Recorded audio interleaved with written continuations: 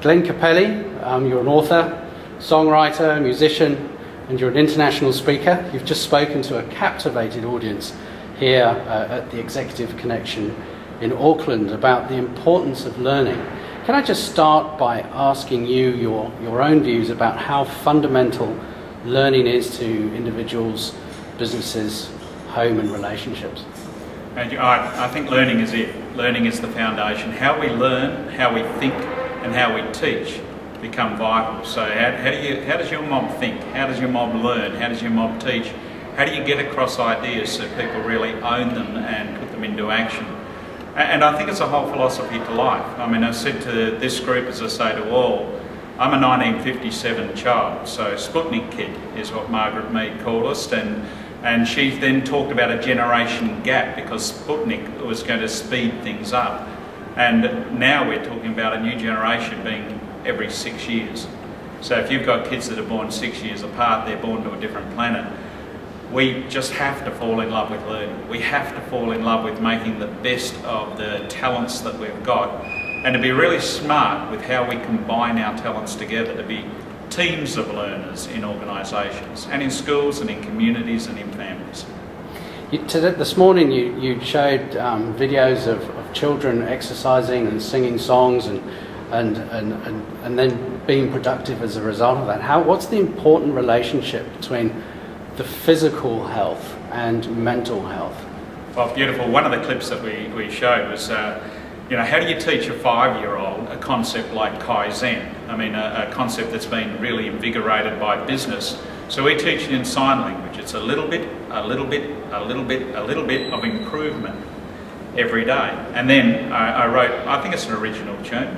It goes, Kaizen is a little bit, improving every day. Now I actually did that with a corporate group, and one of them said, well, you're not going to do any of that silly singing of songs, are you? And I said, every human being's got a sense of humour somewhere inside. We did the song, the Kaizen song. 2 weeks later I get a phone call. This guy rings me up and says, Capelli, that conference you did 2 weeks ago, that bloody stupid song, can't get it out of my head. And that's what you want. If you're going to teach a concept like Kaizen, you have to teach it in so many diverse ways so people really get it and own it. And it's really smart to actually go, this stuff in our organisation, how would we teach it so it made sense to my 5-year-old? How would we teach it so it made sense to my 16-year-old?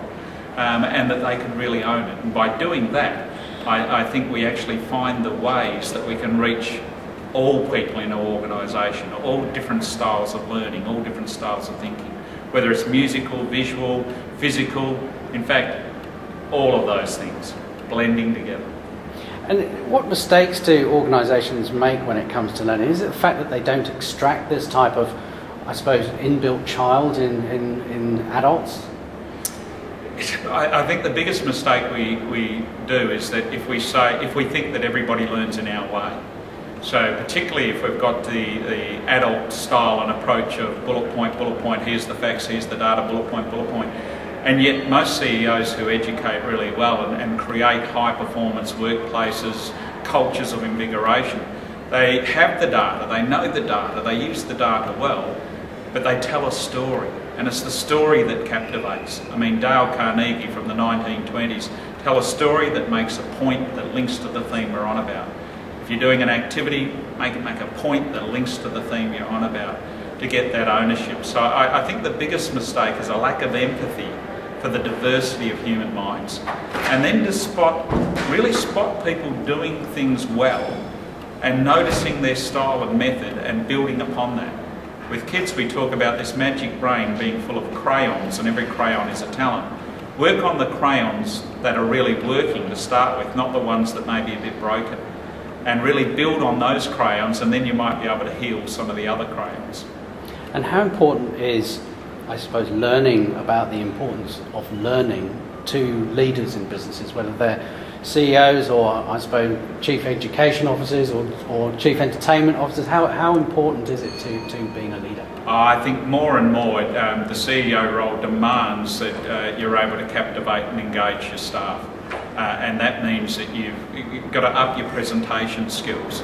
to be able to be that Chief Education Officer. And as Bob Hudson sang in his song, never let a chance go by. Never let a chance to educate go by, whether it's in a leadership meeting. And in some ways, it's harder to speak for 3 minutes than it is for 30. So if you're the CEO and you're about to step up and introduce somebody and you've got 3 minutes, learn how to do a story point link, learn how to make an impression, to imprint what you're really on about, the guts of what you're on about in that quick message. And to remember to have a bit of fun with it too. Never underestimate the power of laughter, good healthy laughter in a workplace. And personal stories as well. I know some CEOs will probably think they need to tell the business story, but what about personal stories that are sifted into the business story? Listen, you imagine a CEO standing up and saying, let me tell you about my third divorce. I'm sure they've got the attention of everyone, but no, the best educators I know, the best CEOs, often will tell stories about their children. One CEO was married to a teacher, had 3 daughters who were teachers, and every time he'd go out in front of his people, he'd just tell a story about his kids or his grandchildren, and then everyone was kind of engaged. But then that story would make a point that you couldn't forget. It was just champion stuff. He'd never been trained in this. I think just by living with educators and teachers, he kind of knew how to do that. And do you think leaders in Australia and New Zealand are actually challenged by being personal? I think some people are, and certainly to reveal about yourself can be quite a threatening thing, and some CEOs will say, oh, it's not about me, it's about this or it's about that. But if your folk don't know who you are as a human being, if they don't know what you stand for as a person, what you stand for and what you cannot stand, or really what your values are, I don't think that they will truly give full involvement in following you. For a high performance workplace, one where people are just really ready to kick in no matter what, I think they know the boss as a human being as well as the boss in terms of as the business head. And finally, if there's one thing that you could communicate now about the importance of what you've presented over the last 3 hours, what would that be to talk about? The key for me, Keith Sawyer said it, create group genius, that we individually we can know some stuff, but no one can know it all. However smart we are with an IQ, we're never going to know it all. It's these intelligences, creative, analytical, practical, emotional. We won't have them all within ourselves, but they're there in the team. It's how you create that environment, how the team communicates with each other, how round is your table, how good is your share. To unearth the talents. Now, all you've really got to do is unearth a little bit more of the talent that's inside your people, and you can lift 12 cents in every dollar, we reckon. Thank you, Glenn. It's been a learning experience. Thank you very much. It's been a joy, mate. Thank you. Thank you.